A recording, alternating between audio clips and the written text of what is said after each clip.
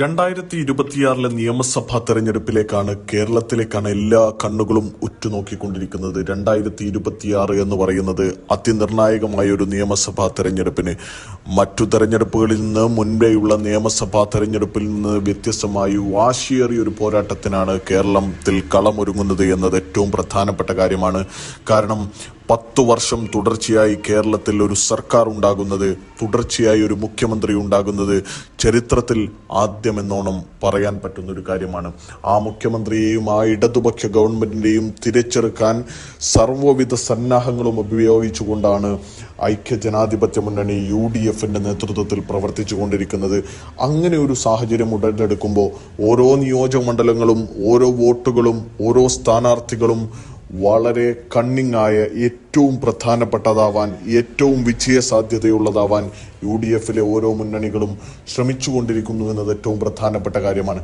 ഈ സാഹചര്യത്തിൽ ഏറ്റവും നിർണായകമായ ഒരു നിയോജക മണ്ഡലമാണ് ബേപ്പൂർ നിയോജക മണ്ഡലം എന്ന് പറയുന്നത്.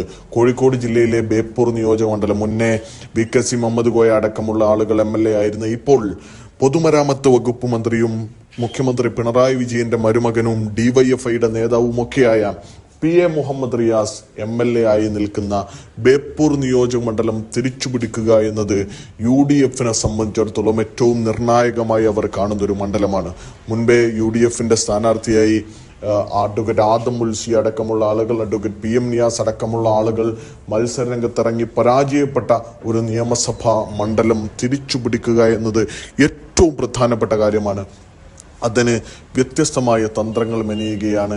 അഡ്വക്കേറ്റ് PM നിയാസ് എന്ന് പറയുന്ന കേരള പ്രദേശ് കോൺഗ്രസ് കമ്മിറ്റിയുടെ ജനറൽ സെക്രട്ടറി വീണ്ടും തെരഞ്ഞെടുപ്പ് ഗോദയിലേക്ക് ഇറങ്ങുമോ? KC വേണുഗോപാലുമൊക്കെയായി ഏറ്റവും അടുപ്പമുള്ള PM നിയാസ് തന്നെ വീണ്ടും തെരഞ്ഞെടുപ്പ് ഗോദയിലേക്ക് ഇറങ്ങുമോ എന്നതൊരു പ്രധാന കാര്യമാണ്. എന്നാൽ വിജയസാധ്യത കുറവാണ് എന്ന് സർവേകൾ വിലയിരുത്തപ്പെടുന്ന ഒരു സാഹചര്യത്തിൽ PV അൻവർ UDFിലേക്ക് കടന്നു വന്നാൽ ബേപ്പൂരിൽ മത്സരത്തിനിറങ്ങിയേക്കാമെന്ന സാഹചര്യവും നിലവിലുണ്ട്.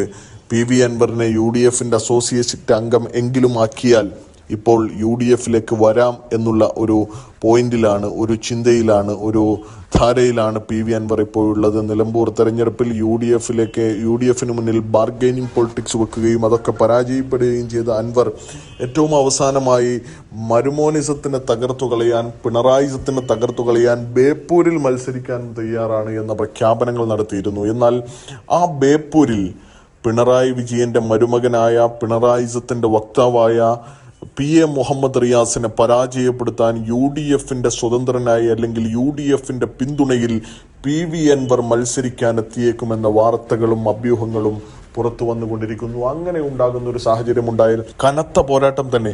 നമുക്കറിയാം, PV അൻവറിന് സ്വതന്ത്രരായ ആളുകളുടെ അല്ലെങ്കിൽ ഒരു രാഷ്ട്രീയ പാർട്ടിയിലും പ്രവർത്തിക്കാത്ത ആളുകളുടെ അങ്ങനെയുള്ള ജനകീയമായ പിന്തുണ എല്ലാ സ്ഥലത്തും ഒരു മിനിമം വോട്ട് ഉണ്ടാകുന്നു എന്നതൊരു പ്രധാനപ്പെട്ട കാര്യമാണ്.